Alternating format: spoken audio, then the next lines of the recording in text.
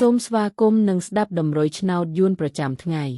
ដើម្បីជាកម្លាំងចិត្តសូមពុកម៉ែបងប្អូនចុច like និងសញ្ញាជាម្នាក់មួយផងដើម្បីទទួលបានតម្រុយថ្មីប្រចាំថ្ងៃតម្រុយឆ្នោតយួននៅថ្ងៃនេះគឺថ្ងៃទី9ខែធ្នូឆ្នាំ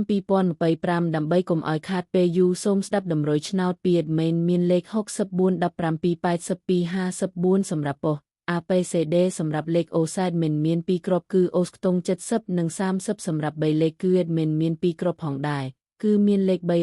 337 គុណ